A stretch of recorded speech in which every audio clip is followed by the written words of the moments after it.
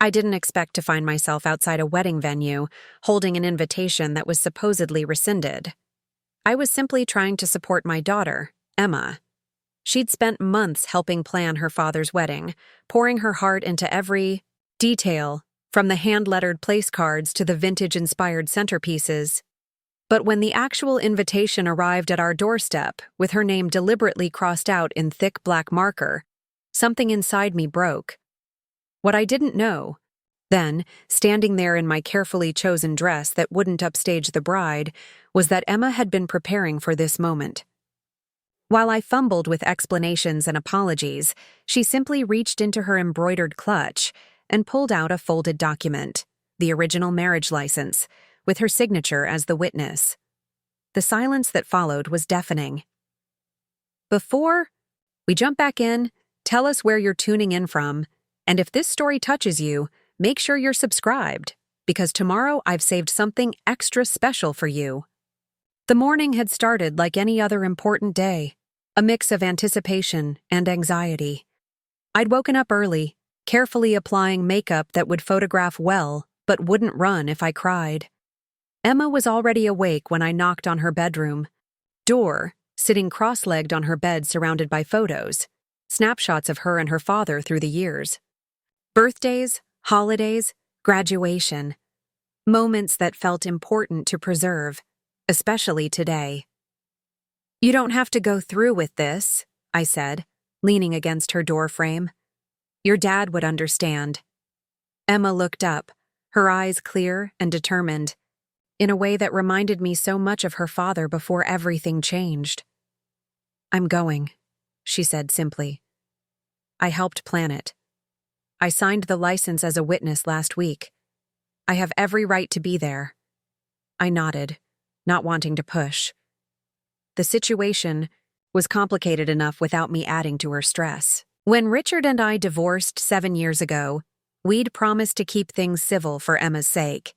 And for the most part, we had. Birthdays were celebrated together. Holidays were awkward but manageable. School events featured both of us sitting, a careful 3 seats apart. We weren't friends, but we weren't enemies either. At least, that's what I thought until Vanessa entered the picture. Vanessa Caldwell, soon to be Vanessa Mitchell, was everything I wasn't. Polished, connected, from a family with old money and older opinions.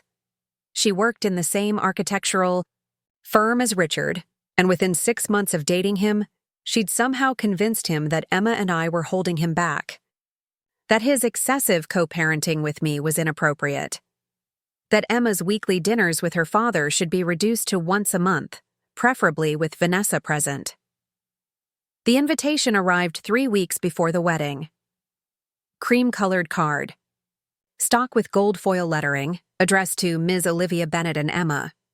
I'd noticed immediately that it didn't say "and guest," like most invitations would. Just our names, specifically listed. Emma had been thrilled. She'd helped address those very invitations after all. Had spent weekends at her father's house, stuffing envelopes and designing the wedding website. Had kept a notebook of ideas and vendors since Richard proposed. Then came the phone call. Richard's voice tight, uncomfortable. "Olivia, there's been a change in plans." I still remember standing in my kitchen, phone pressed to my ear, watching the rain streak down the window as he explained that Vanessa felt it would be awkward to have me there. That her family was traditional and didn't understand our co-parenting relationship. That it would be better if just Emma attended. "She's 16, I'd said. "She can't just Uber to a wedding by herself." "I'll send a car," he'd replied, as if that solved everything. I'd agreed reluctantly, understanding that this wasn't about me.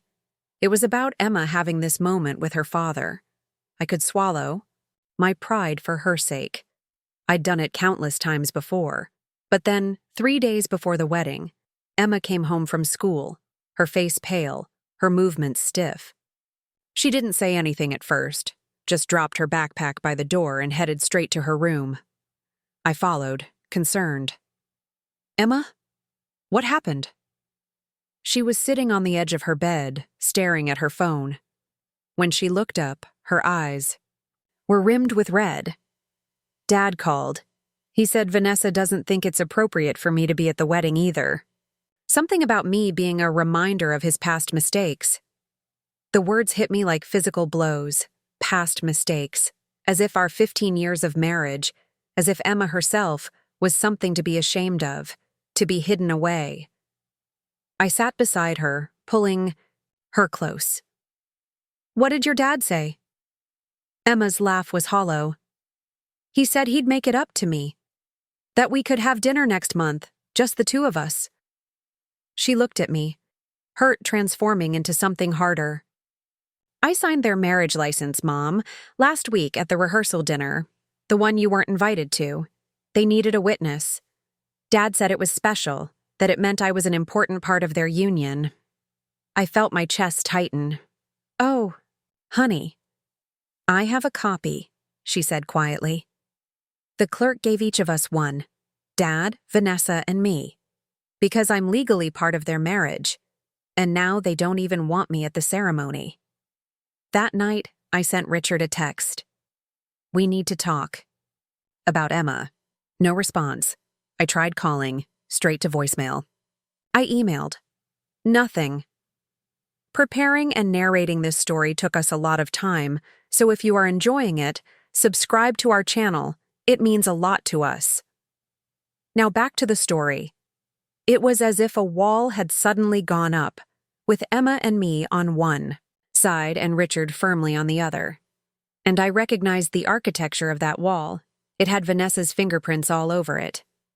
The morning of the wedding arrived with an unusual clarity, the kind of sharp-edged brightness that seems to define important moments. Emma appeared in the kitchen wearing the sage green dress she'd bought specifically for the wedding. Her hair, pulled back in an elegant twist that she'd practiced for weeks to perfect. "You're not going," I said gently. They were very clear about that. Emma poured herself a cup of coffee, a habit she'd picked up from her father. They were clear that I wasn't invited. That's not the same as me not going. I recognized the stubborn set of her jaw, the determination in her eyes. "Emma, I don't think this is a good idea. It's their day, and if they've decided—" "It's my day too," she interrupted. "Dad made sure of that when he had me sign that license. I'm going, Mom.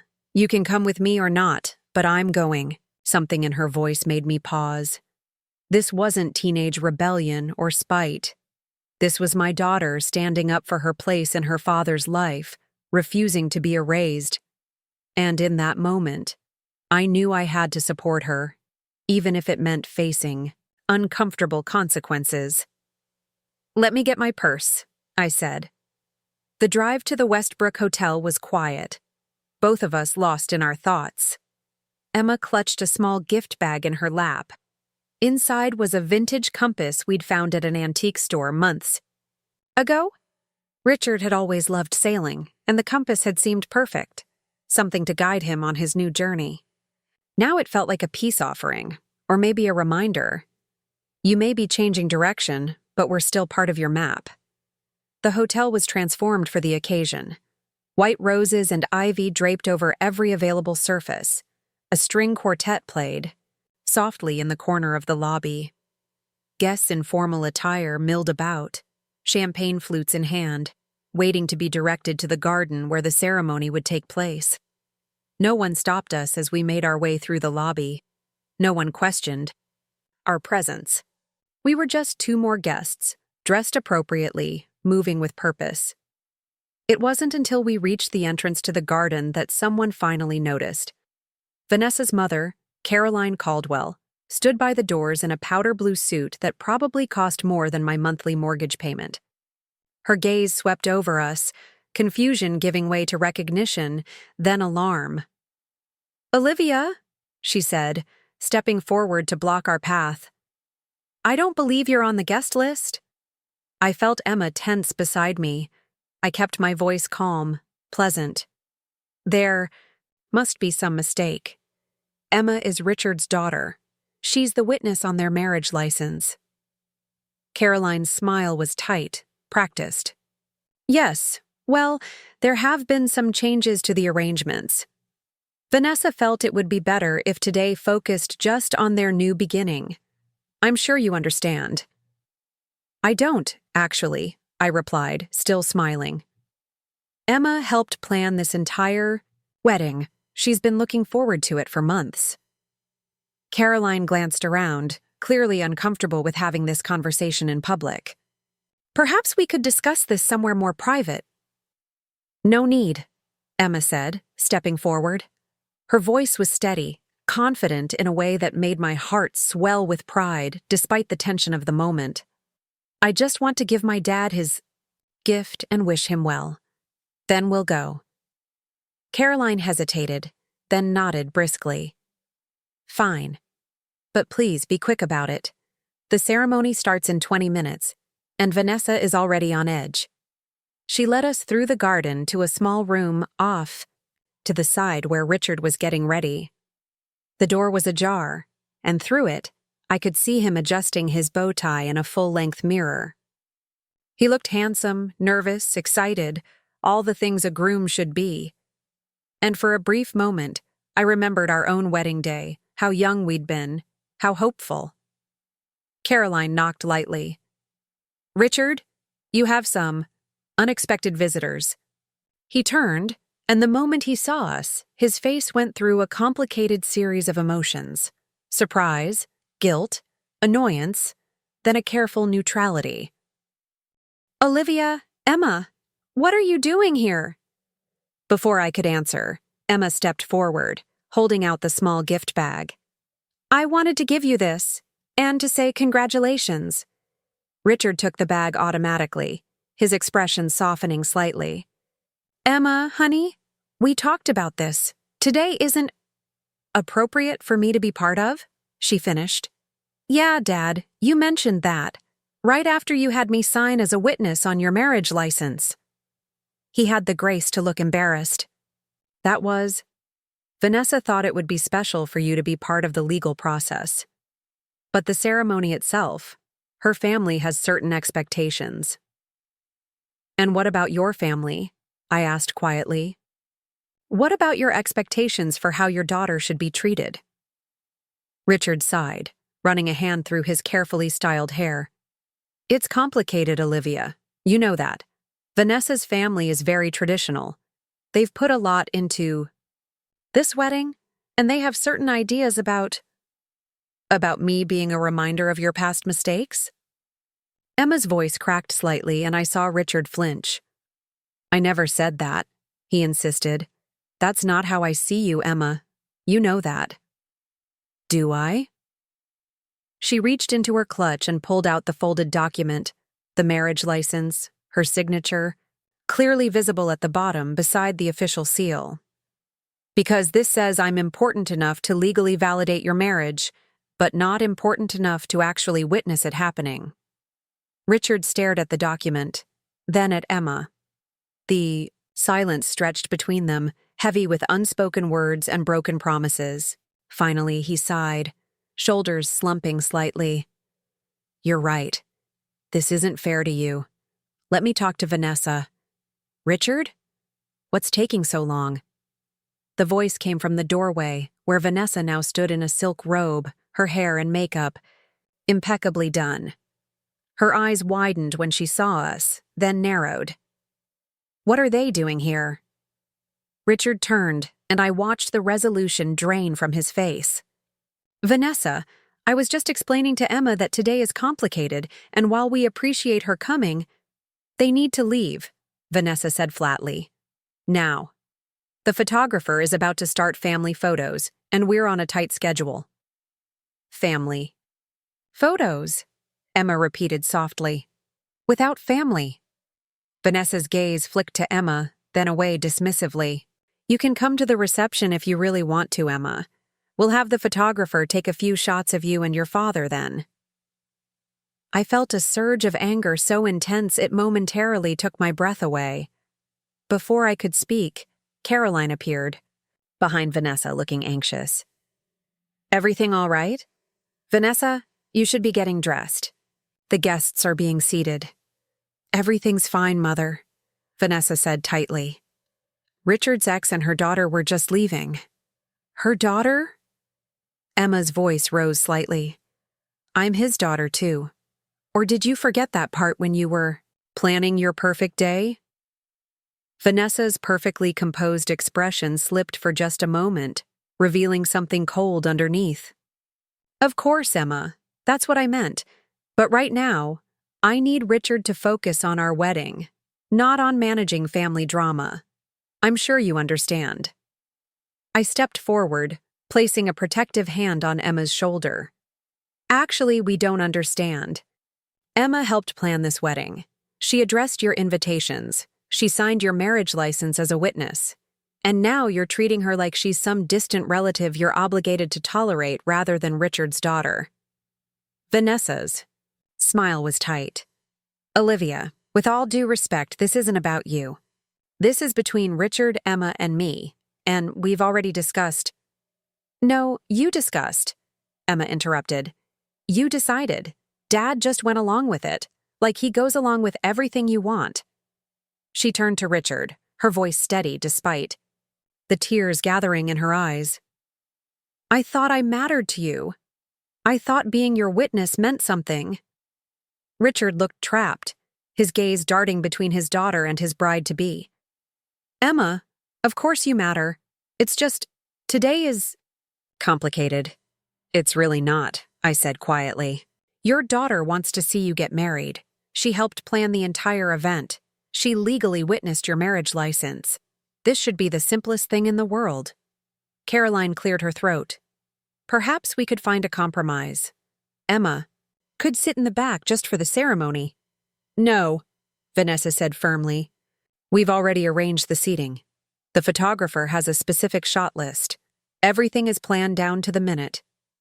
She turned to Emma, her voice softening in a way that sounded rehearsed rather than genuine. Emma, sweetheart, I promise. We'll have a special dinner next week, just the three of us.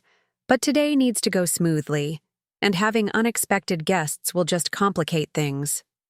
Emma stood very still, the marriage license still in her hand. Then, with deliberate care, she unfolded it completely and held it up. I'm not an unexpected guest. I'm your witness. My signature is right here, making your marriage legal. If I'm not welcome at the ceremony, maybe I shouldn't be on this document either. The threat hung in the air between them. Without Emma's signature, they'd need to find another witness, get another license. The wedding would have to be postponed. Vanessa's face hardened. Are you threatening to ruin our wedding day? No, Emma replied calmly. I'm just pointing out that you can't have it both ways. You can't use me when it's convenient and discard me when it's not. I watched Richard's face, waiting for him to step in, to defend his daughter. But he remained silent, caught between the two most important women in his new life, unwilling to disappoint either of them. Finally, Vanessa sighed dramatically. Fine. Emma can attend the ceremony. She can sit with the family. But Olivia needs to leave. I won't have my wedding day overshadowed by my husband's ex-wife. I felt Emma tense beside me, ready to argue, but I squeezed her shoulder gently. It's okay, I whispered. This is about you and your dad, not me. Emma looked at me, conflict clear in her eyes. But it's not fair. You drove me here. You supported me when he wouldn't. And I'll pick you up afterward, I promised. Go be with your dad. That's what matters today. For a long moment, Emma didn't move. Then she turned back to Vanessa and Richard, her chin lifted defiantly. I'll stay for the ceremony, but only if my mom is treated with respect. She doesn't have to attend, but she deserves better than being thrown out like she's done something wrong. Richard finally found his voice. She's right. Olivia, you're welcome to stay if you'd like. We can find room. No, I said firmly. Today is about you and Vanessa. I just wanted to make sure Emma wasn't excluded. Now that that's settled, I'll go. I turned to leave, then paused. Congratulations, Richard. I hope you'll be very happy. As I walked away, I heard Emma's voice, quiet but firm. "The compass was my idea, Dad, to help you find your way home, no matter how far you sail. I thought you might need it." I didn't wait to hear his response. Some moments aren't meant for ex-wives to witness. The hotel lobby was still filled with guests making their way to the garden. I found a quiet corner and texted Emma, "I'll be at the coffee shop across the street. Take your time. Love you." Her response came quickly. "Love you too. Thank you for fighting for me." I smiled down at my phone, feeling a mix of pride and sadness. This wasn't how I'd imagined my daughter's relationship with her father evolving. I'd always pictured Richard as the steadfast parent, the one Emma could always count on, while I was the one who sometimes had to be the disciplinarian. But somewhere along the way, our roles had reversed. I had become her advocate, her constant, while Richard had become increasingly unreliable, shaped by Vanessa's influence and his own desire for a fresh start. As I sat in that coffee shop, watching guests stream into the wedding venue across the street, I thought about families, how they change, how they break, how they rebuild themselves in new configurations. I thought about Emma, sitting in that garden, watching her father marry a woman who didn't want her there. I thought about Richard, making vow after vow, perhaps not realizing he was breaking older, more important ones with every word. And I thought about myself, about the woman I'd become in the 7 years since our divorce. Stronger than I'd expected, more resilient, more willing to stand my ground, especially when it came to Emma. 3 hours later, my phone lit up with a text. "Ceremony's over. Reception starting. Can you come get me?" I paid for my coffee and headed back across the street. Emma was waiting on a bench near the entrance, still beautiful in her sage green dress, but her eyes were tired, her posture slumped. "How was it?" I asked, sitting beside her. She shrugged. "Fine. Beautiful, I guess. Everyone cried at the vows." She paused. "Dad mentioned me. Said he was gaining a wife, but that I would always be his first love." Vanessa looked like she'd swallowed a lemon. I laughed despite myself. "Well, that's something." Emma nodded, then reached into her clutch and pulled out the marriage license. I gave them my copy. Told them I didn't need it anymore. She was quiet for a moment. "He looked sad, Mom, really sad, but he didn't say anything. Just took it and put it in his pocket." I wrapped an arm around her shoulders. "I'm sorry, honey." "I'm not," she said, surprising me. "I needed to know where I stand. Now I do." She stood up, smoothing her dress. "Can we get ice cream on the way home? I'm starving. They didn't even save me a seat at the family table." As we drove away from the Westbrook Hotel, Emma was quiet, looking out the window. Finally, she said, "I always thought Dad was the strong one, you know. The one who always knew what to do. But he's not. He's just a person, making mistakes like everyone else." "That's part of growing up," I replied. "Realizing your parents are just people." She turned to look at me. "You stood up for me today. You didn't have to do that." "Yes, I did," I said simply. "That's what parents do. We show up, even when it's hard, even when we're not wanted." Emma smiled, a small, sad smile that looked too old for her 16-year-old face. "I think that's the difference. You show up. Dad just goes along." We stopped for ice cream, as promised. Double chocolate for Emma, mint chip for me. We sat at a small table by the window, watching people pass by on the sidewalk, each caught up in their own stories. "Do you think they'll be happy?" Emma asked suddenly. "Dad and Vanessa?" I considered the question carefully. "I don't know. Marriage is complicated, even when everyone starts with the best intentions." "Like you and Dad." I nodded. "We loved each other very much once. We still care about each other in our way. But love isn't always enough. You need respect and trust, and the courage to stand up for what matters. Emma stirred her melting ice cream thoughtfully. Like you did today. Like we both did, I corrected her. You were incredibly brave, Emma. I'm so proud of you. She smiled, and for a moment, I caught a glimpse of the woman she was becoming. Strong, principled, unwilling to be pushed aside. It was both beautiful and a little heartbreaking to witness. That night, after Emma had gone to bed, I sat on the porch swing with a glass of wine, thinking about the day. About standing outside that wedding venue, holding an invitation that no longer included us. About Emma, pulling out that marriage license like a shield and a sword combined. About Richard, caught between his past and his future, unable to fully honor either. My phone buzzed with a text. Richard, thank you for bringing her today. You were right. I stared at those 8 words for a long time before responding. She deserves better than being an afterthought. His reply came quickly. I know, I'm going to do better. I didn't respond. Promises were easy, showing up was hard. And while I hoped, for Emma's sake, that Richard would find his way back to being the father she deserved, I wasn't holding my breath. People don't change just because they say they will. They change when they face consequences, when they're forced to confront the damage their choices cause. Emma had given her father a compass today. Not just the physical one in the gift bag, but a moral one too, a clear indication that his current course was leading him away from what should matter most. Whether he would use it to find his way home remained to be seen. As for me, I was done navigating around other people's comfort, done making myself small to avoid rocking the boat. If today had taught me anything, it was that standing up, even when your voice shakes, even when the odds are against you, is never wasted effort.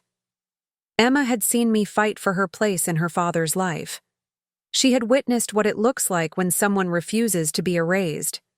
And maybe that was the most important wedding gift of all, not the compass or the signature on a license, but the example set when someone stands their ground and says, I am here. I matter. You cannot pretend I don't exist simply because my presence complicates your narrative. The next morning, Emma came downstairs wearing her favorite pajamas, hair rumpled from sleep. She poured herself a cup of coffee and sat across from me at the kitchen table. Dad called, she said. He wants to have dinner when they get back from their honeymoon. Just him and me. I nodded, careful to keep my expression neutral. That sounds nice. Emma stirred her coffee thoughtfully. I told him I'd think about it. I looked up, surprised. You did? She shrugged. I'm not angry at him exactly.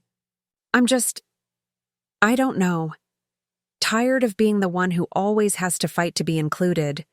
Tired of pretending it doesn't hurt when he cancels plans or lets Vanessa decide when and how I fit into his life. She took a sip of her coffee. So, I told him I'd think about it. That maybe he could come up with a plan that showed he was serious about making me a priority, and then we could talk. Pride swelled in my chest, not because she was pulling away from her father, but because she was setting boundaries, demanding the respect she deserved. That's very mature, Emma. She smiled slightly. I had a good teacher.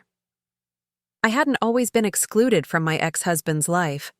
There was a time when Richard and I were inseparable, the kind of couple friends both envied and found slightly annoying with our inside jokes and constant touches. We met in college, both architecture students with big dreams and bigger student loans. I fell for his ambitious plans, his clever hands that could bring buildings to life on paper, and the way he looked at me like I was the blueprint to something magnificent. We married young, just after graduation. My parents warned me to wait, but Richard and I were certain we'd build our lives together, just as we'd build our careers, brick by brick, with careful planning and unwavering commitment. The early years were beautiful in their simplicity. A small apartment with mismatched furniture. Takeout dinners spread over architectural drawings. Late nights where we'd talk about the homes we'd design, the family we'd have, the legacy we'd create. Emma came along 4 years into our marriage, earlier than we'd planned but welcomed with overwhelming love. She was perfect. 10 tiny fingers, 10 tiny toes, and Richard's clear blue eyes. The moment the nurse placed her in my arms, I understood what people meant about having your heart exist outside your body. Richard cried when he held her, whispering promises into her downy hair. "I'll always be here for you, little one. Always." For a while, we were the family I'd dreamed of. Richard was promoted at his firm. I started my own interior design business that allowed me to work flexible hours, and Emma grew into a curious, creative child who filled our home with drawings and questions and laughter. On weekends, Richard would take her to the park, returning with ice cream stains on their shirts and stories of grand adventures.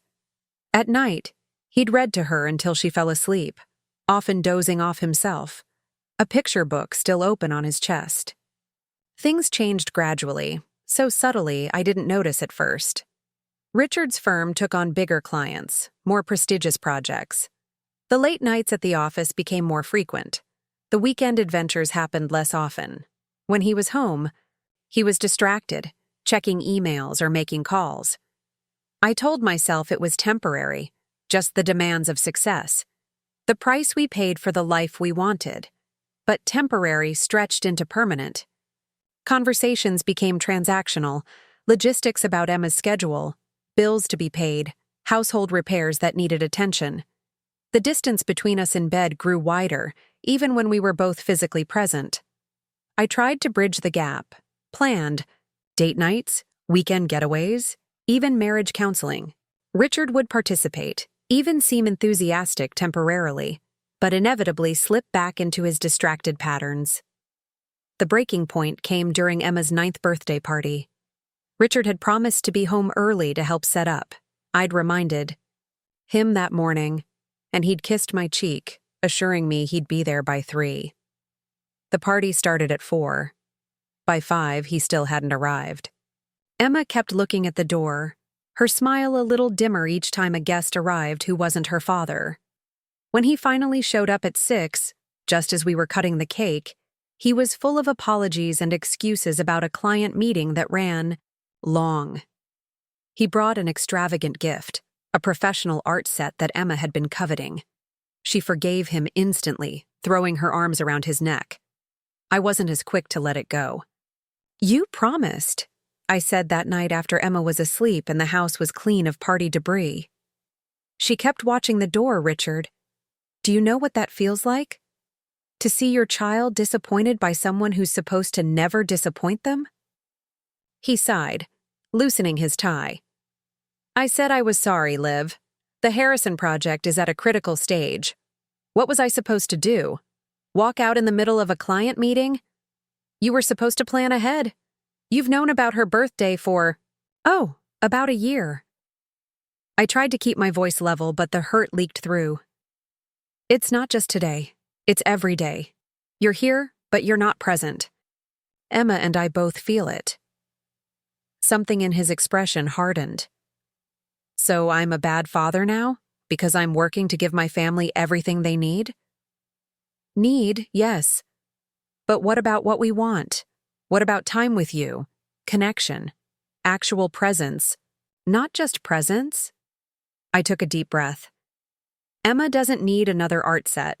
She needs her dad to show up when he says he will." We argued late into the night, the kind of argument where old grievances surface and new wounds are inflicted. Words we couldn't take back, hurts we couldn't unsay. By morning, we'd reached an uneasy truce, but something fundamental had shifted. I saw Richard clearly for perhaps the first time in years, not as the idealistic young man I'd married, but as the ambitious, distracted man he'd become. Someone who valued achievement over presence, who measured success in square footage and prestigious clients rather than in moments of connection. 6 months later, he moved out. The divorce was surprisingly civil. No screaming, No thrown objects. No bitter court battles. Just the quiet dismantling of 15 years together, signed away in black ink on legal documents. We agreed to joint custody, with Emma spending weekdays with me and weekends with Richard. We promised to remain cordial, to never speak ill of each other, to present a united front for Emma's sake. And for the most part, we kept those promises. The first year post-divorce was actually better than the last year of our marriage. Richard seemed more present during his weekends with Emma, perhaps because the time was finite now, clearly delineated. He'd take her to museums, to the theater, on hiking trips, all the things he'd been too busy for before. I found my own rhythm as a single mother, rediscovering parts of myself that had gone dormant during our marriage. Then Richard met Vanessa. She appeared in his life suddenly, a new junior architect at his firm, 28 to his 42, with impeccable credentials and family connections that opened doors Richard had been knocking on for years. Emma mentioned her casually after. A weekend visit. Dad's friend Vanessa took us to brunch. She knows everything about French architecture. I didn't think much of it until their weekend outings became regular features of Emma's visits. Vanessa showed me how to make authentic pasta from scratch. Vanessa has a friend who works at that animation studio I love. She's going to arrange a tour. Vanessa said my sketches show real talent. She thinks I might have what it takes to be an architect someday. I tried to be mature about it. Richard was allowed to date. Emma seemed to like Vanessa. There was no reason for the knot of anxiety that formed in my stomach whenever Emma came home with another Vanessa story. Until the weekend visits began to change. First, it was small things. Emma returning with mentions of having spent Saturday afternoon at Vanessa's parents' country club while Richard attended a meeting. Then it was Emma staying with Richard's mother while Richard and Vanessa went to a work event. Eventually, it was entire weekends where Emma barely saw her father at all. "Is everything okay with your weekends at Dad's?" I asked one Sunday evening, as Emma unpacked her overnight bag. She shrugged, not meeting my eyes. "It's fine. Vanessa's just there a lot now. They're busy with work stuff mostly. Do you feel left out?" Emma hesitated, then shook her head. "No, it's fine. Vanessa bought me these new colored pencils. They're professional grade." She pulled out an expensive-looking set, still in its packaging. It was the art set all over again, an extravagant gift to compensate for absence. But this time, it wasn't even from Richard. It was from the woman who was gradually taking his attention. I called Richard that night after Emma was asleep. "We need to talk about your weekends with Emma." "What about them?" His voice was guarded. "She's spending more time with your mother and Vanessa than with you. That's not the arrangement we agreed to." He sighed. "It's temporary, Liv. This Harrison project is demanding right now, and Vanessa's helping me navigate some of the client relationships. Emma understands." "Does she? Because she's coming home with expensive gifts and stories about barely seeing you. That's not what these weekends are for, Richard." "Don't tell me how to parent during my time," he snapped. "Emma's fine. She likes Vanessa. And frankly, it's good for her to have another female influence in her life. Someone successful, with connections in the field she's interested in." The implications stung. As opposed to her interior designer mother who works from home. "That's not what I meant. Isn't it?" I took a deep breath. "Look, I don't care about Vanessa's credentials or connections. I care about Emma feeling valued and prioritized by her father. If you're too busy for her right now, we can adjust the schedule temporarily." "We're not adjusting anything. Emma is happy with the current arrangement. Maybe you should consider that this is more about your discomfort with Vanessa than about Emma's well-being." I wanted to argue further, but what was the point? Richard had always been skilled at deflection, at turning uncomfortable conversations back on the other person. It was a trait that had served him well professionally, but had undermined our marriage at every turn. The changes accelerated after that conversation. Weekend visits became less frequent, with Richard citing work commitments or travel. When they did happen, they increasingly revolved around activities Vanessa enjoyed: art gallery openings, charity events where Emma was displayed like an accessory, sophisticated dinner parties where she was the only child present. Emma began declining some weekends, claiming homework or social plans with friends. I didn't push. I wanted Emma to have a relationship with her father, but I wouldn't force her into situations where she felt peripheral to his life. Then came the engagement announcement.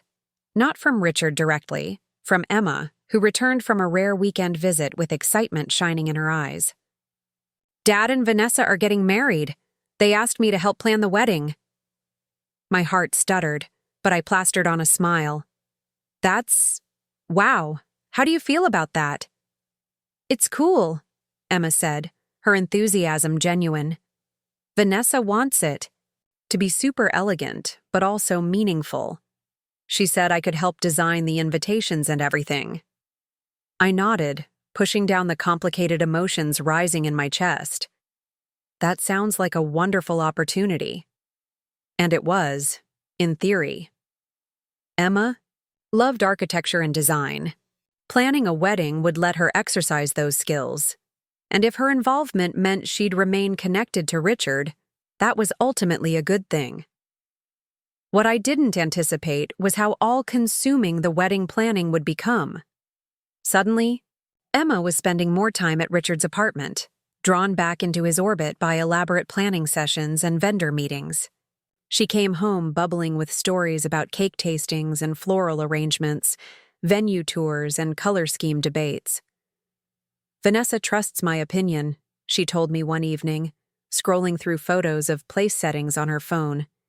"She says I have an eye for design, just like Dad." I smiled tightly. "That's wonderful, honey." For months, our home became wedding central. Fabric swatches and magazine clippings covered Emma's desk. She sketched centerpiece ideas during breakfast. She spent hours researching vintage-inspired invitations that would perfectly capture Vanessa's vision. I supported her enthusiasm, even as it stung to see her so invested in an event that symbolized Richard's new life. A life that increasingly seemed to have less room for his past. I helped her practice calligraphy for place cards. I drove her to meetings with vendors when Richard couldn't. I listened to detailed descriptions of Vanessa's dress, the venue's architecture, the significance of the flowers chosen for the bouquets. Through it all, I maintained a careful neutrality. This wasn't about me. It was about Emma maintaining a connection with her father, finding her own place in his evolving life. If wedding planning was the bridge, I wouldn't be the one to burn it. The engagement party was the first sign of trouble. Emma spent weeks helping design the perfect invitations: elegant cream cardstock with gold foil lettering and hand-painted watercolor details that she'd done herself. She checked the mail obsessively, waiting for our invitation to arrive. It never did. "Maybe it got lost," she suggested, her disappointment poorly concealed. "I'll ask Dad about it." Richard's explanation was vague, something about limited space at the venue and Vanessa's parents handling the guest list. He promised to make it up to Emma with a special dinner, just the three of them. That dinner never materialized either. Photos from the engagement party appeared on social media. Richard and Vanessa surrounded by well-dressed guests in an elegant rooftop venue. Emma's watercolor designs visible on the signature cocktail menu, on the escort cards, on the backdrop for photos. Her work everywhere, but she herself nowhere to be found. I found her crying in her room that night, scrolling through the photos. "They used everything I designed," she said, her voice small, "but they didn't want me there." I sat beside her, wrapping an arm around her shoulders. "I'm sure there's an explanation, honey. Your dad loves you." "Does he?" She looked up at me, eyes red-rimmed. "Because it feels like he loves the idea of me, the talented daughter he can brag about, but not the actual me who takes up space and needs attention." The insight was so painfully accurate that it took my breath away. Emma had articulated exactly what I'd been feeling but couldn't name. That Richard loved the concept of fatherhood more than the daily reality of it. That he wanted the accolades without the sacrifice. "Your father does love you," I said carefully. "But sometimes people get caught up in new relationships and lose perspective. It doesn't mean he doesn't care." Emma wiped her eyes. "Vanessa doesn't like me being around too much. I can tell. She smiles and buys me things, but her voice gets tight when I ask questions or want to change something about the wedding plans." I hesitated. "Have you talked to your dad about this?" She shook her head. "He doesn't see it. Or he doesn't want to. Whenever I try to say anything, he tells me I'm misinterpreting things or being oversensitive." Another familiar pattern from our marriage, Richard's inability to acknowledge emotional undercurrents, his dismissal of concerns he found inconvenient. I had spent years believing it was my perception that was flawed, not his awareness. I wouldn't let Emma internalize the same doubt. "Trust your instincts," I told her. "If something feels wrong, it probably is. But also remember that Vanessa might be feeling insecure too. Blending families is complicated." Emma considered this. "Maybe, but it still hurts."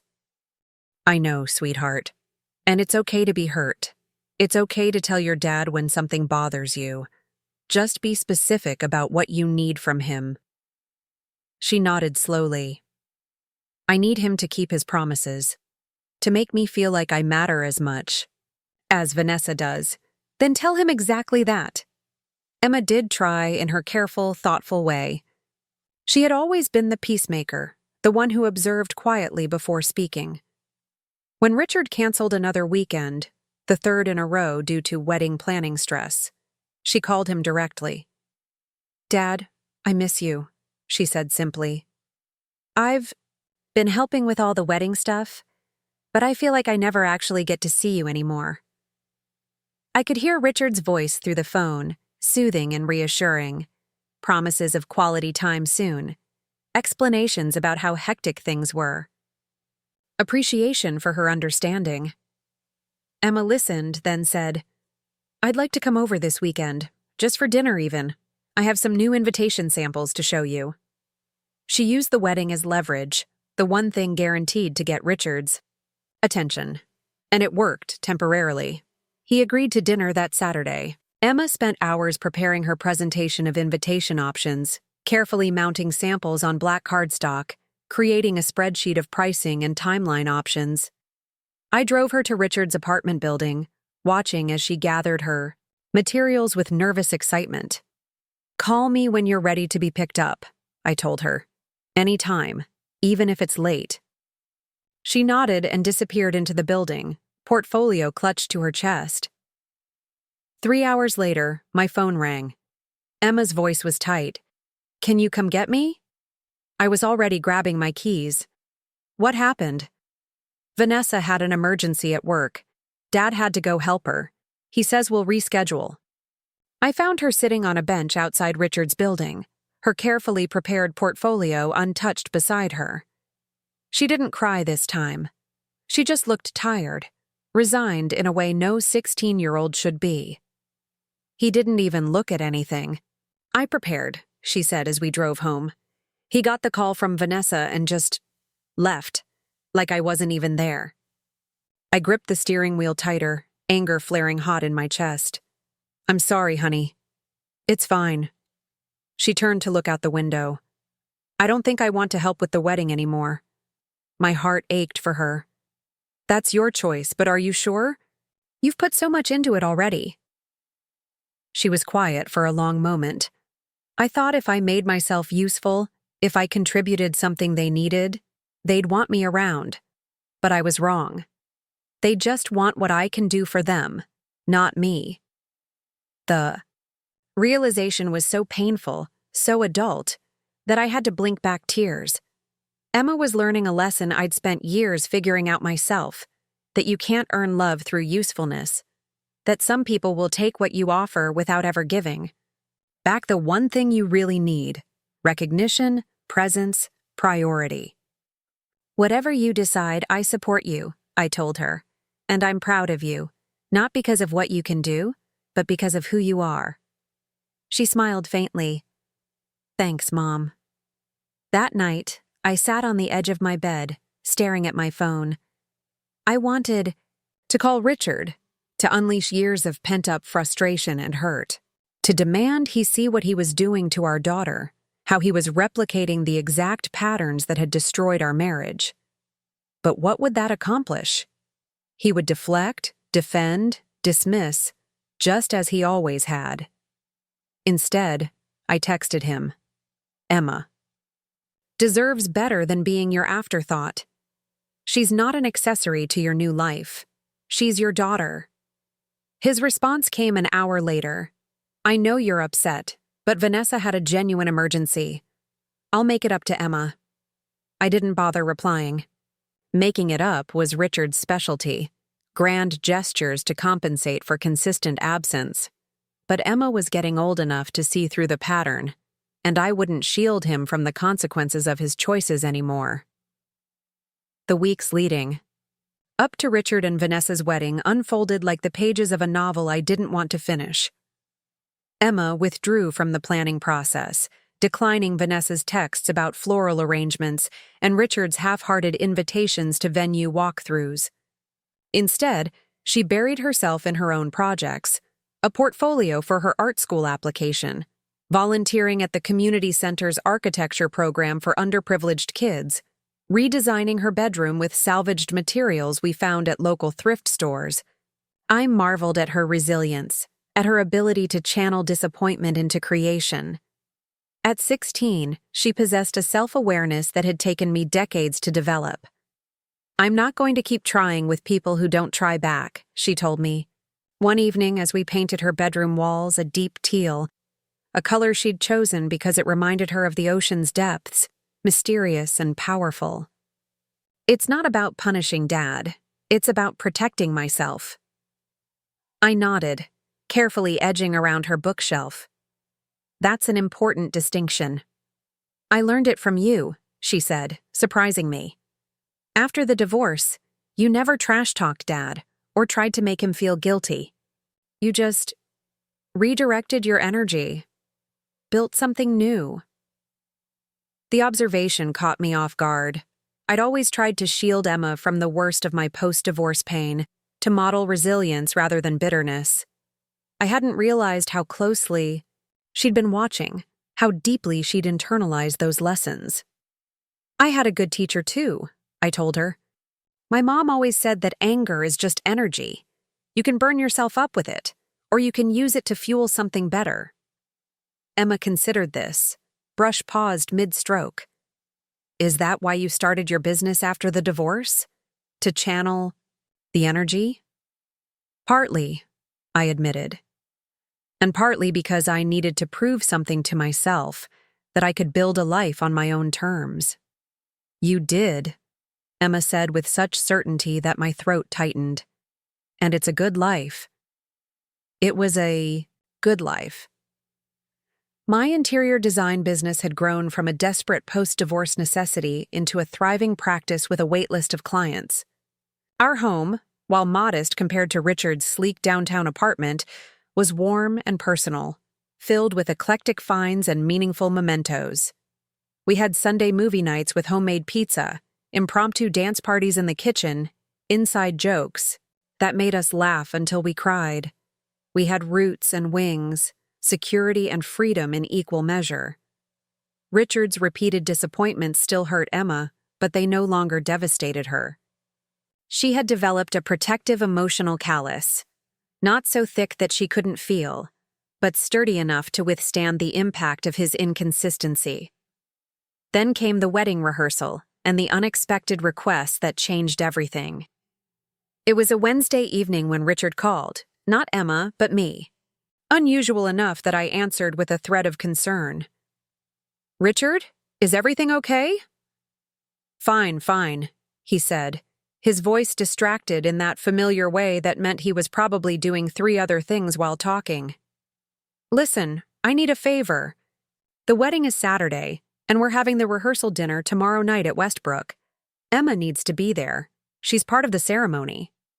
I blinked, surprised. She is? This is the first I've hearing of it. It was Vanessa's idea, actually. She thought it would be meaningful to have Emma do a reading. Some poem about family bonds or something.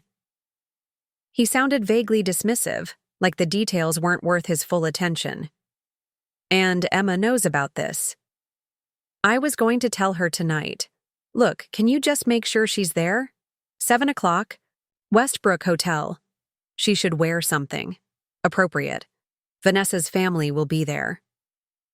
The emphasis on appropriate made my jaw tighten. I'll let Emma know. But Richard, she might not want to participate. You haven't exactly made her feel included in this wedding.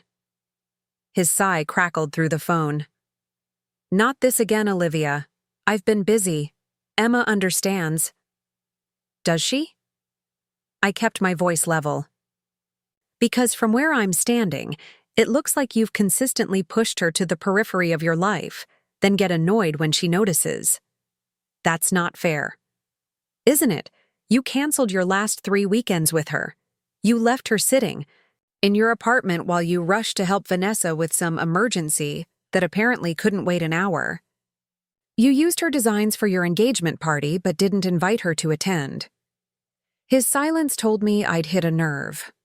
Finally, he said, "The rehearsal dinner is important. There will be people there who matter. Colleagues, potential clients, Vanessa's family. Having Emma participate shows that we're a unified front, that this is a family coming together, not just a couple." And there it was, the real reason for the sudden inclusion. Emma wasn't being invited for her own sake, but for the image she would project to people who matter. She was a prop in the narrative Richard and Vanessa wanted to present to the world. I'll tell her, I said flatly, but I won't force her. This has to be her choice. Fine. His tone was clipped. Just encourage her to make the right one. After we hung up, I sat at the kitchen table for a long time, turning the conversation over in my mind. Part of me wanted to protect Emma from another disappointment. Another part recognized that she was old enough to make her own decisions about her relationship with her father. When she came home from her art class that evening, I relayed Richard's request as neutrally as possible, careful not to influence her either way. Emma listened, her expression growing more incredulous with each detail. A reading? At their rehearsal dinner? When no one's even bothered to tell me I'm in the wedding until 2 days before? Your dad said it was Vanessa's idea. Emma gave a short, disbelieving laugh. Vanessa barely tolerates me. She only pays attention when she needs something, like my designs for their invitations. Why do you think she wants you to do this reading now? Emma was quiet for a moment, thinking. Because her family's traditional and having the blended family front and center makes them more comfortable with the whole second marriage thing. Or because Dad's firm is trying to land a contract with her uncle's development company and they want to look stable and wholesome. She sighed. It's not because they suddenly want me involved, it's because they need what I represent. The insight was so precise, so adult, that it took my breath away. Emma had learned to see through the performative gestures to the underlying motivations, a skill I hadn't mastered until well into my 30s. So, what do you want to do? I asked. She considered the question carefully. I want to go. Not for them, but for me. I want to see it all clearly. What this is really about. Who these people really are. No more illusions. I nodded, understanding. This wasn't about holding out hope for inclusion or recognition. It was about facing reality with open eyes. Then we'll get you something appropriate to wear, I said, mimicking Richard's tone. Emma smiled, a flash of her usual humor breaking through. The most appropriate thing ever. Something that will make Vanessa's country club relatives clutch their pearls. We spent Thursday morning shopping, eventually finding a simple but elegant navy blue dress that walked the line between sophisticated and age-appropriate. Emma tried it on, twirling in front of the dressing room mirror. "What do you think?"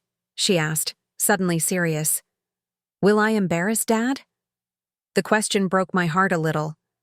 Even now, after everything, she still worried about reflecting well on him. "You could never," I told her truthfully.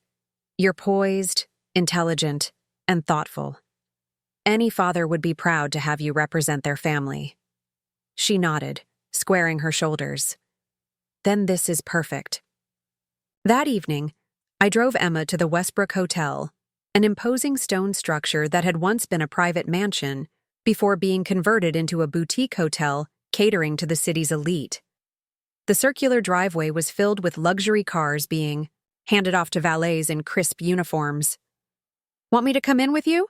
I asked as we pulled up. Emma shook her head. "I've got this. I'll text you when it's over." I watched her walk into the hotel, back straight, chin lifted, a warrior in navy blue, walking knowingly into battle. Pride and concern warred in my chest. I wanted to shield her from hurt, but I also recognized that these moments of standing alone were shaping her into the strong woman she was becoming. 3 hours later, my phone lit up with a text. "Heading out now. Can you pick me up?" I was already in the hotel parking lot, having never actually left. Something about the evening had felt too important, too potentially difficult for me to be more than a few minutes away. Emma slid into the passenger seat, her expression unreadable in the dim light. "So," I prompted gently, "how was it?" She didn't answer immediately, just looked out the window as we pulled away from the hotel. Finally, she said, "They want me to sign the marriage license. I nearly missed a turn." "What?" "As their witness. Vanessa suggested it at dinner, said, it would be meaningful to have me legally validate their union." Her voice was flat, emotionless. "The clerk is coming to the hotel tomorrow morning. They need a witness who's over 16. Apparently, that's me." I struggled to process this. "And how do you feel about that?" Emma turned to look at me, her expression now visible in the passing streetlights. "Like I'm being used, again, but also..." She hesitated. "Also like it's an opportunity." "What kind of opportunity?" "To matter, legally, to be part of this in a way they can't erase later, when it's inconvenient." She twisted her hands in her lap. "The witness signature is part of the public record. It's permanent." I understood then what Emma was thinking. Throughout Richard and Vanessa's relationship, Emma had been included or excluded based on their changing needs and comfort levels. But a marriage license was different. It was a legal document, unchangeable once filed. Her signature would be a permanent part of their story, whether they liked it or not. "What did you tell them?"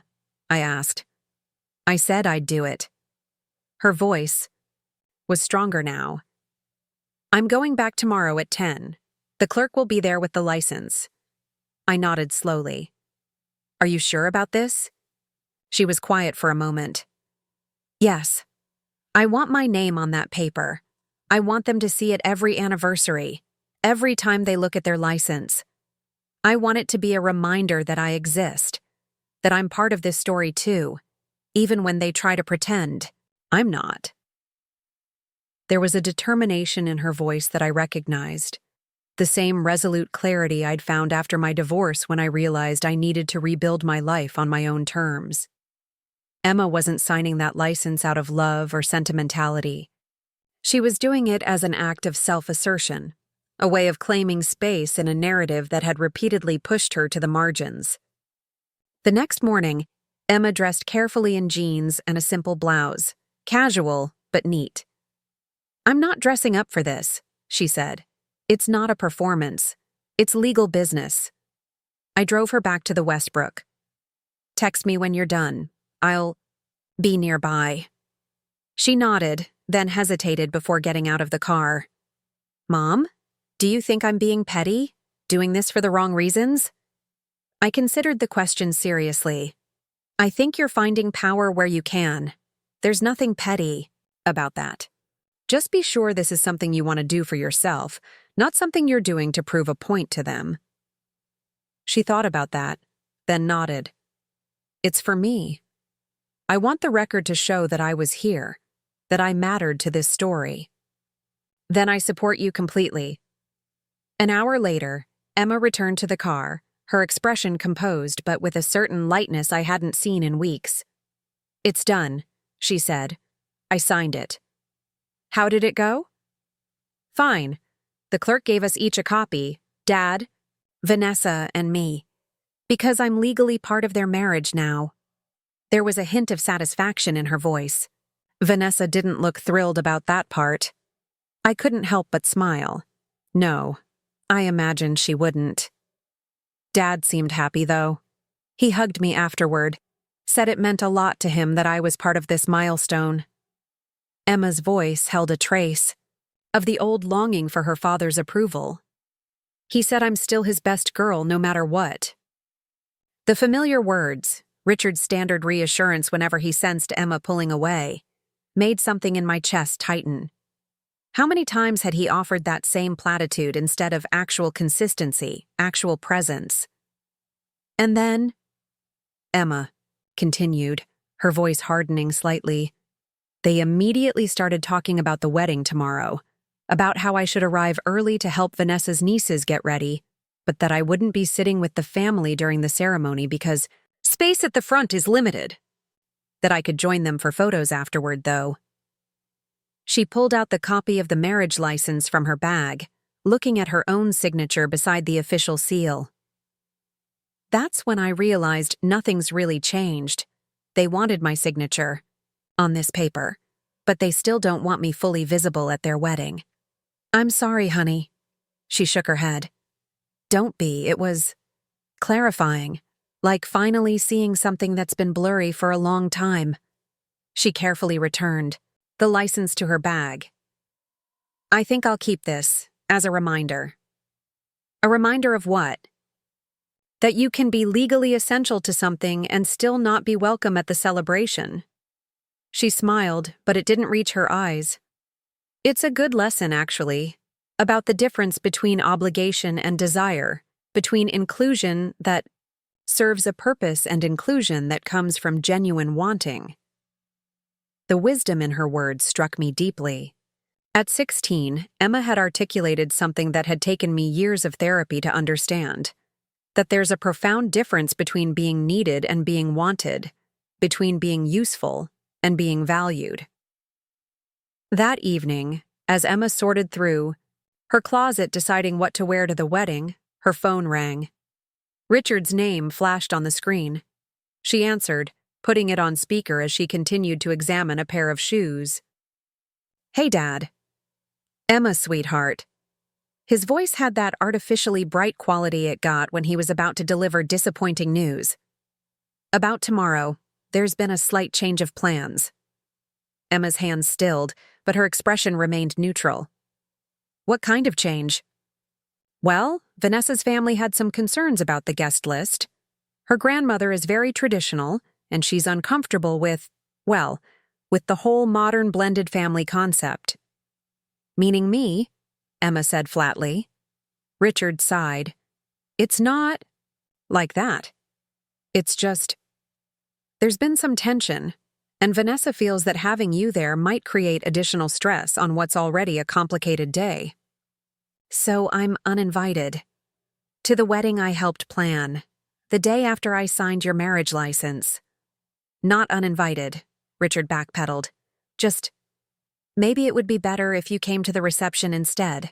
After the ceremony, Vanessa's grandmother will probably leave early, and then we could take those family photos we talked about.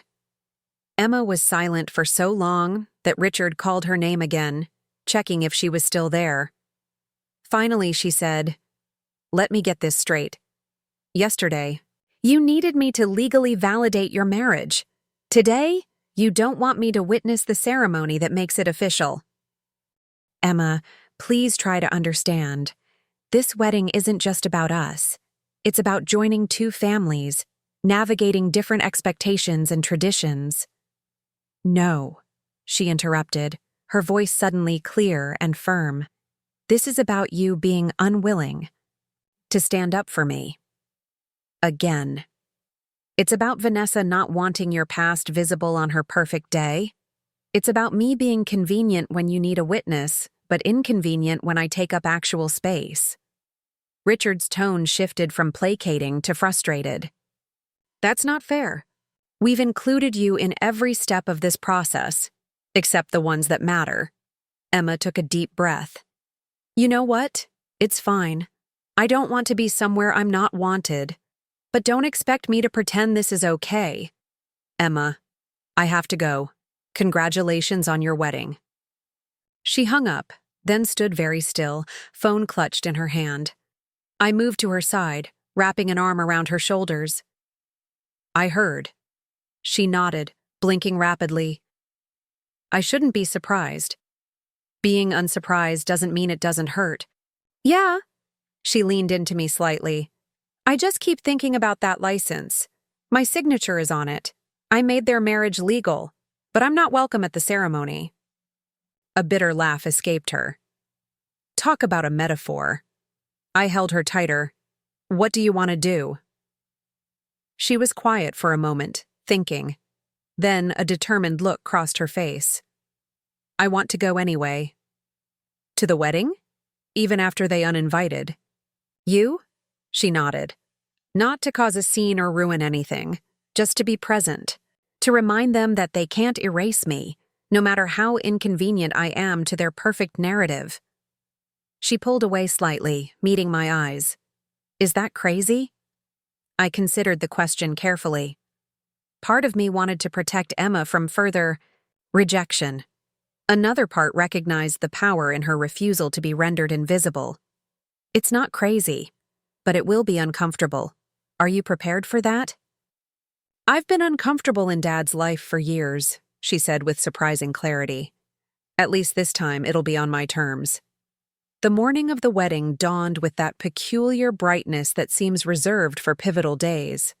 Emma dressed, carefully in the sage green dress we'd originally purchased for the occasion, her movements deliberate, almost ceremonial. You look beautiful, I told her, watching as she fastened a delicate silver necklace, a 16th birthday gift from Richard that he'd mailed when he couldn't make her celebration dinner. Thanks. She met my eyes in the mirror. You don't have to come with me. This isn't your battle. I'm not letting you face this alone, I said simply. We'll go together, say what needs to be said, and leave with our dignity intact. She nodded, a small smile touching her lips. I'm bringing the license.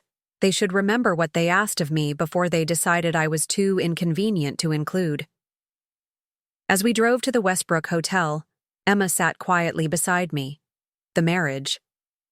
License in her lap, her eyes fixed on the road ahead. I marveled at her composure, at the quiet strength she radiated. This wasn't the impulsive reaction of a hurt teenager. This was the considered response of a young woman claiming her rightful place in a narrative others had tried to control. What exactly are you planning to say? I asked as we pulled into the hotel driveway. Emma considered the question. I'm not entirely sure yet. I just know I need to be seen, to make them acknowledge what they're doing. She took a deep breath. I guess I'll know when I'm standing in front of them. We parked and walked toward the hotel entrance, where guests in formal attire were already gathering, waiting to be directed to the garden ceremony. No one stopped us or questioned our presence. We were just two more well-dressed attendees moving with purpose. It wasn't until we reached the garden entrance that we encountered the first obstacle. Caroline Caldwell, Vanessa's mother, elegant in pale blue, clipboard in hand as she checked names against the guest list. Her smile faltered when she saw us. Olivia? Emma? I don't believe you're on today's list. Emma stepped forward, her voice steady. There must be some mistake. I'm Richard's daughter. I signed their marriage license yesterday. Caroline's discomfort was visible as she glanced around, clearly hoping to handle this situation without creating a scene. Yes, well, there have been some last-minute adjustments to the seating arrangements. Perhaps we could discuss this privately? I don't think that's necessary, Emma replied calmly. I just want to give my father his wedding gift and wish him well. Then we can go. The simple request, delivered without drama or accusation, left Caroline with little room to object without appearing unreasonable. She hesitated, then nodded briskly. Very well. Richard is in the groom's suite, down that path and to the left. As we walked toward the indicated building, I squeezed Emma's hand. Are you okay? She nodded, her expression determined. I'm about to be. The groom's suite was a small but elegant room overlooking the hotel's manicured gardens.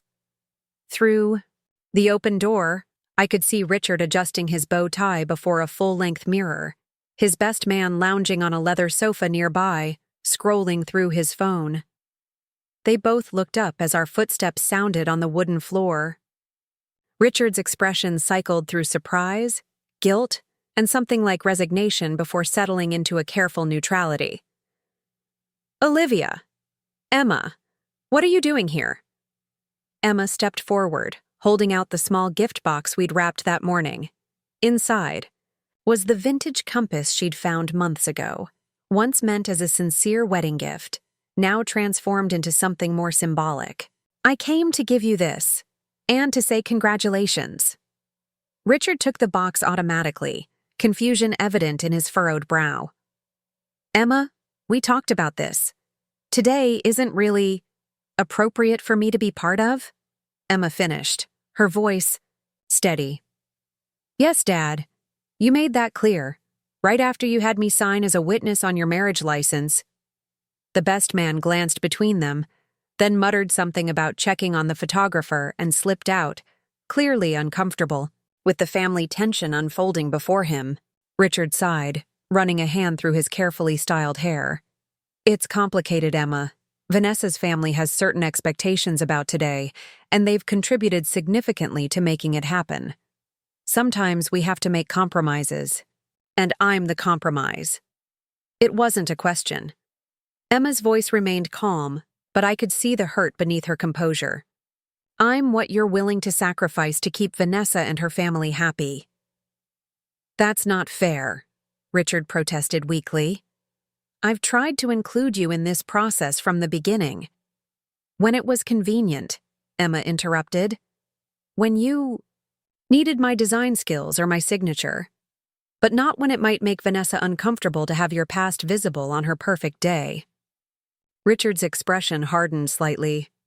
You're being dramatic. This isn't personal. It is to me. Emma reached into her clutch and pulled out her copy of the marriage license, unfolding it carefully. This says I matter enough to legally validate your marriage, but apparently not enough to actually witness it happening. Richard stared at the document, then at Emma. In the silence that stretched between them, I could see realization dawning in his eyes, the recognition that this moment represented something far bigger than a wedding invitation. It was about years of being relegated to the margins of his life, of being valued for utility rather than simply for being his daughter. He seemed about to speak when a new voice cut through the tension. Richard? What's taking so long? Vanessa appeared in the doorway, resplendent in a silk robe, her hair and makeup impeccably done. Her expression shifted from confusion to cold displeasure when she saw us. What are they doing here? Richard turned and I watched the resolution drain from his face. Vanessa, I was just explaining to Emma that today is complicated, and while we appreciate her coming, they need to leave, Vanessa said flatly. Now, the photographer is about to start family photos, and we're on a tight schedule. Family photos, Emma repeated softly. Without family. Vanessa's gaze flicked to Emma, then away dismissively. You can come to the reception if you really want to, Emma. We'll have the photographer take a few shots of you and your father then. the casual cruelty of the offer, positioning Emma as an afterthought, a concession to be fit in after the real family photos were complete, made my blood boil. But before I could speak, Caroline appeared behind Vanessa, her expression anxious. "Everything all right? Vanessa, you should be getting dressed. The guests are being seated." "Everything's fine, Mother," Vanessa said tightly. "Richard's ex and her daughter were just leaving." "Her daughter?" Emma's voice rose slightly. "I'm his daughter too. Or did you forget that part when you were planning your perfect day?" Vanessa's composed facade slipped for just a moment, revealing something cold underneath. "Of course, Emma. That's what I meant. But right now, I need Richard to focus on our wedding, not on managing family drama. I'm sure you understand." I stepped forward, placing a protective hand on Emma's shoulder. "Actually, we don't understand. Emma helped plan this wedding. She addressed your invitations. She signed your marriage license as a witness. And now you're treating her like she's some distant relative you're obligated to tolerate rather than Richard's daughter." Vanessa's smile was tight. "Olivia, with all due respect, this isn't about you. This is between Richard, Emma, and me.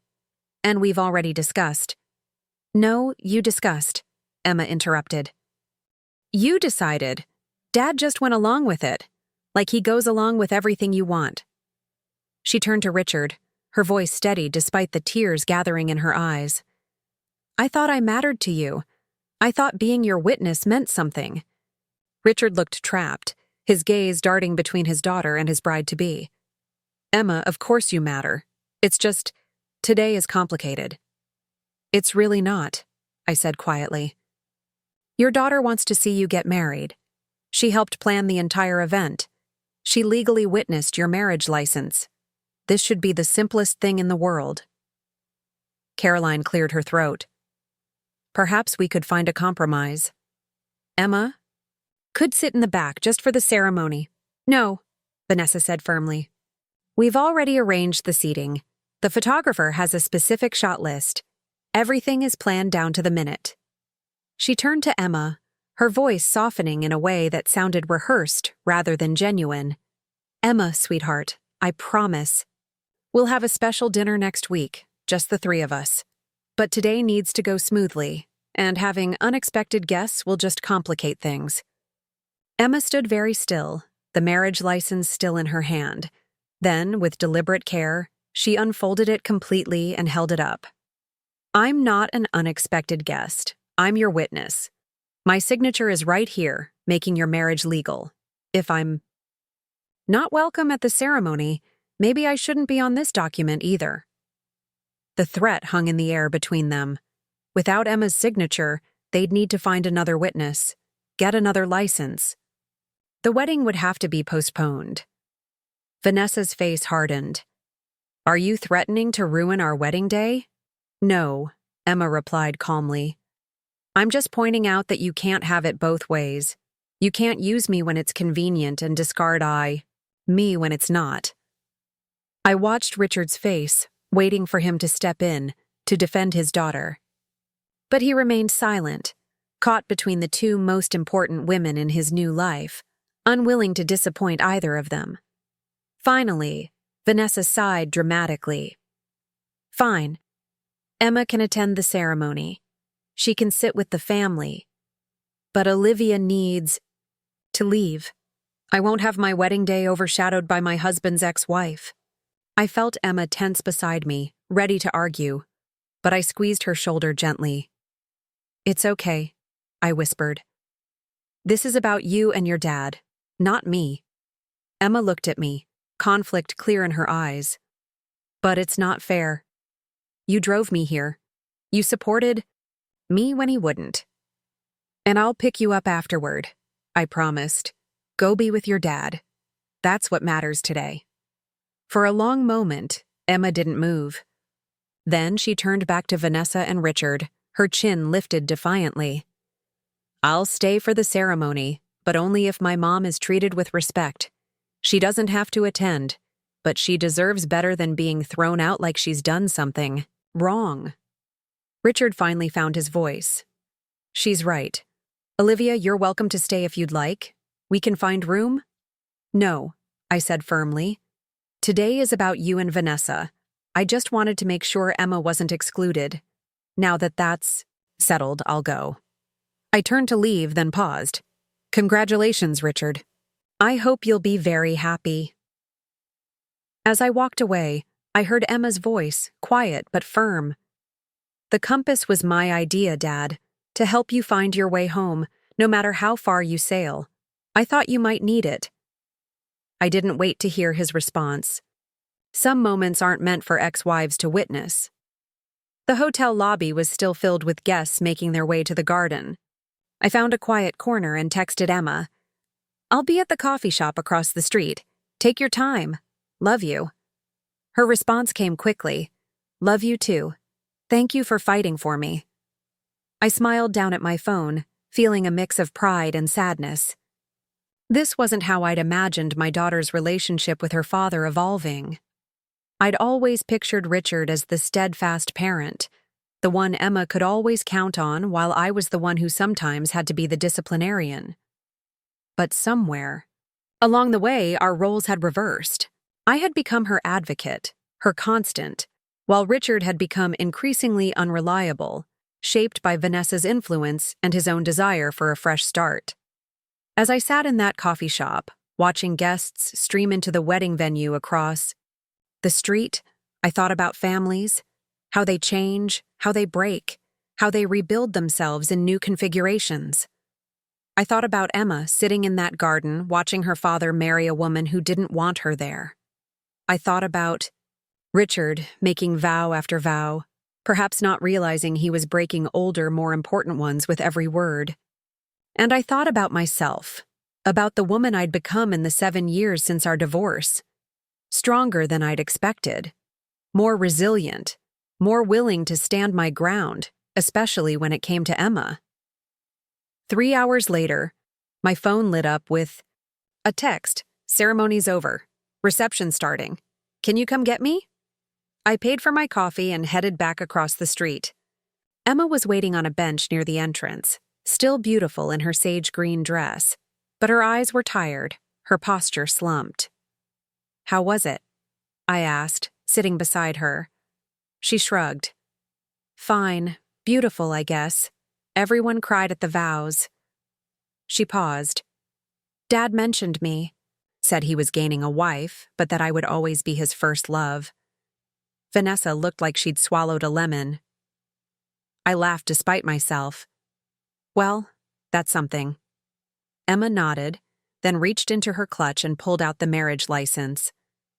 I gave them my copy. Told them I didn't need it anymore.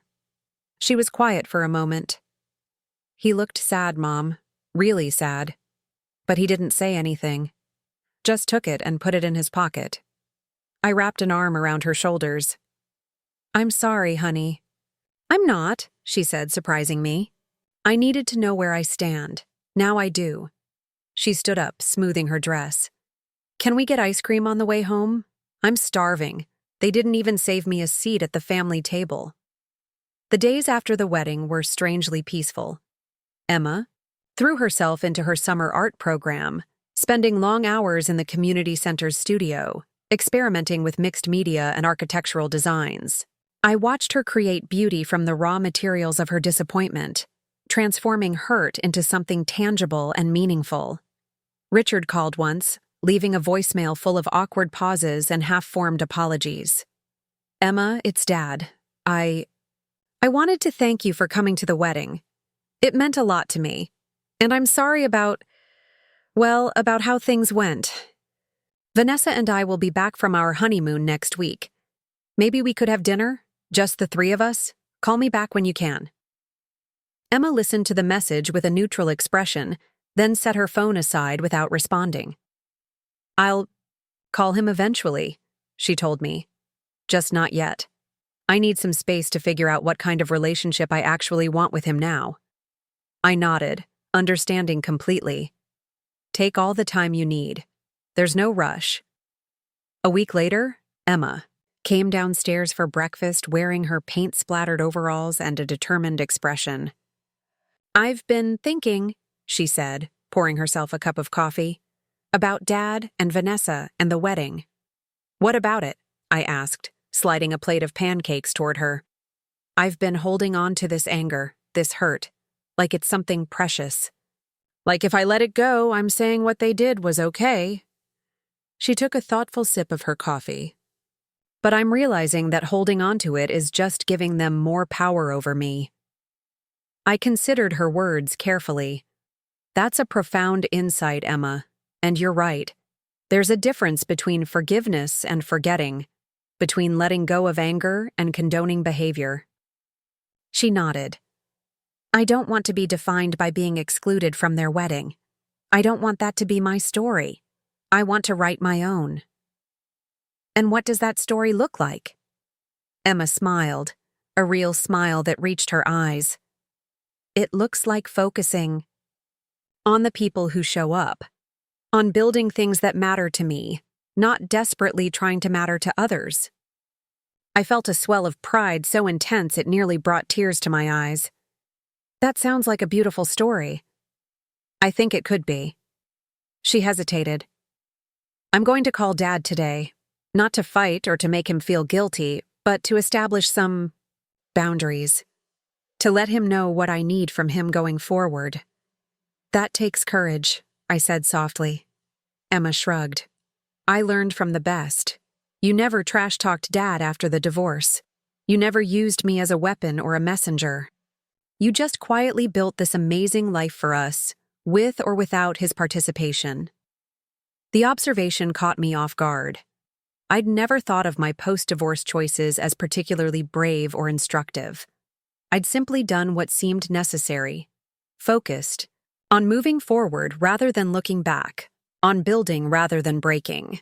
"I just wanted you to have stability," I told her, "to know that at least one parent would always put you first."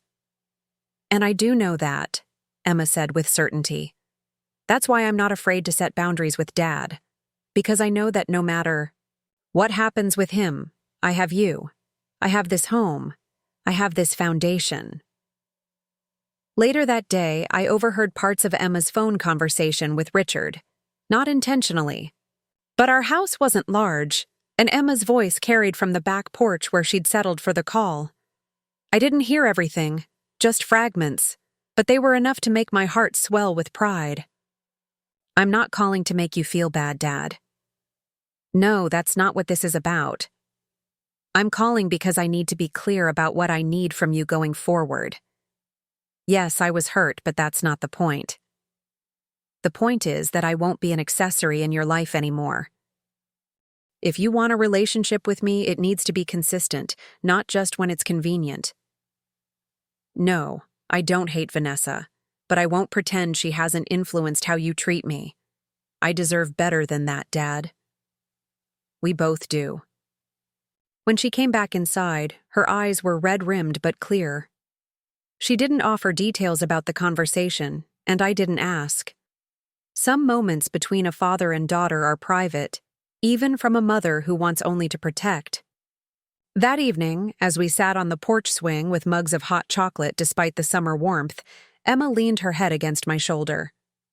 "You know what's weird?" she said. "I feel lighter, like I've been carrying this heavy backpack of hope and disappointment for years."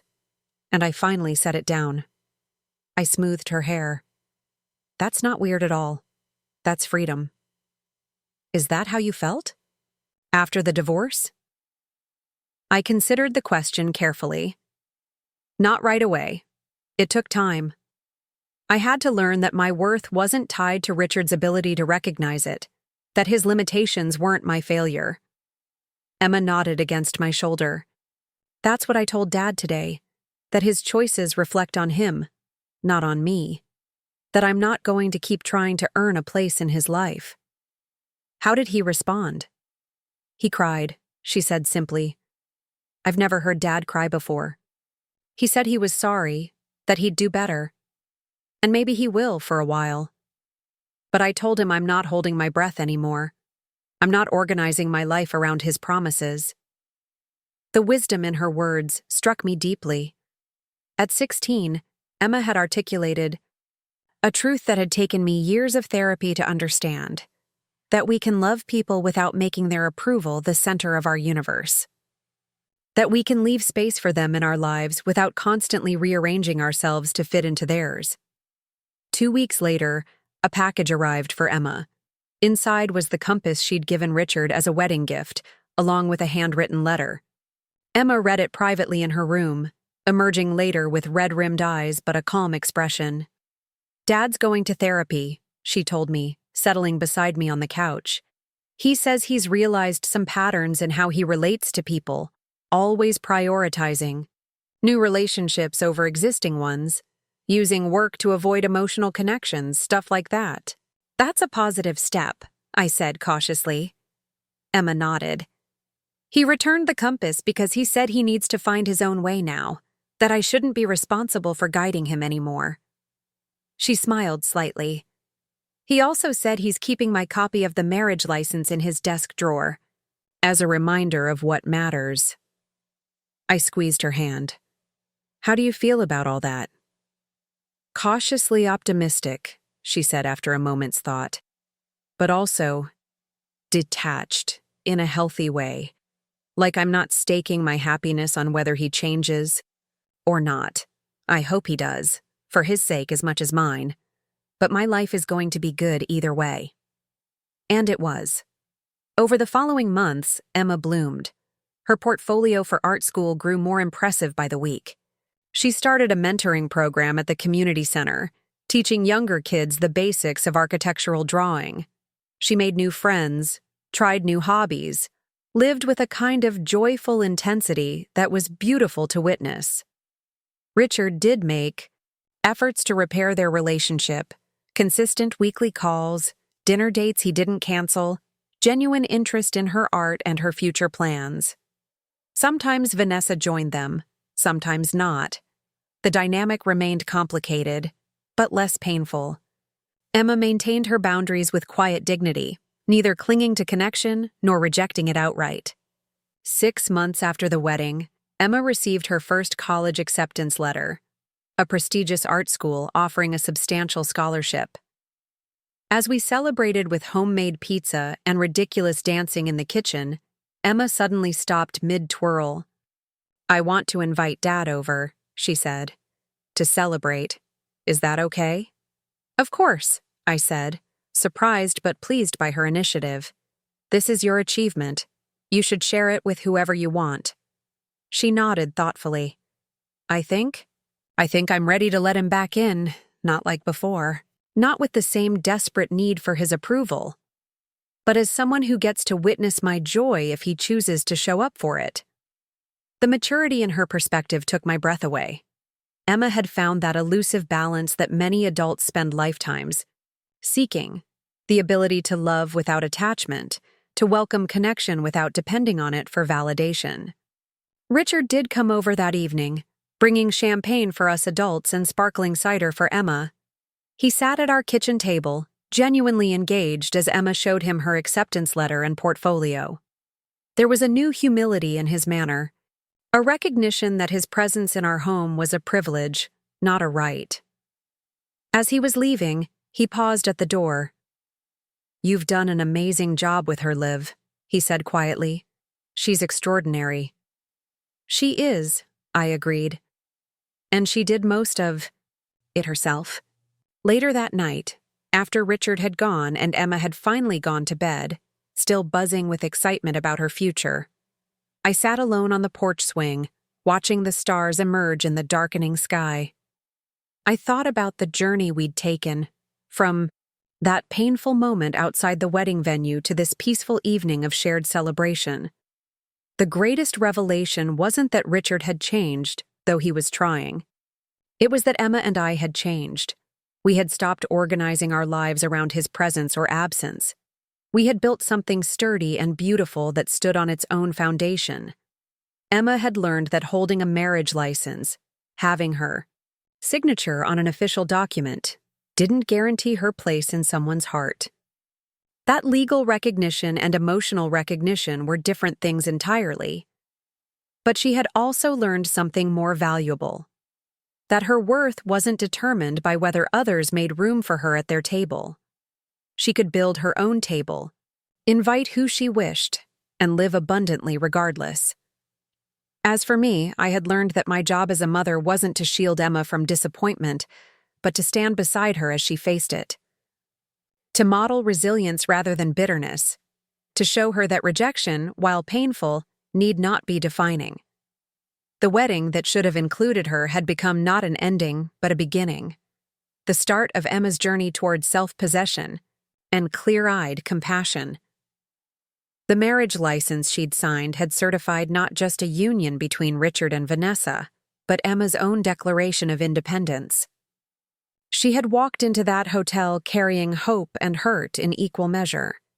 She had walked out carrying something far more valuable: the knowledge that she could stand her ground with dignity, that she could claim space without apology, that she could love without diminishing herself. And perhaps that was the most powerful certificate of all, not one issued by a clerk or signed before witnesses, but written in the quiet certainty of a young woman who knew her own worth. A woman who understood that sometimes the most meaningful signature isn't the one on a legal document, but the one you place on your own life when you decide what you will and won't accept. Emma had signed that invisible certificate the day she handed back the marriage license and told her father she wouldn't be erased. I had signed my own version years earlier, when I chose to build rather than break after the divorce. Together, we had created something lasting: a relationship, a home, a foundation that no exclusion could diminish, no rejection could undermine. And in the end, that was the true marriage we celebrated: the unbreakable bond between a mother and daughter who had learned to stand tall together, even when the doors before them closed, even when the invitations never came, even when others tried to write them out of the story. They couldn't. We wouldn't let them. Some signatures can't be crossed out, some witnesses can't be uninvited, some truths can't be revised, no matter how inconvenient they might be to someone else's perfect day. Up next, you've got 2 more standout stories right on your screen. If this one hit the mark, you won't want to pass these up. Just click and check them out. And don't forget to subscribe and turn on the notification bell so you don't miss any upload from us.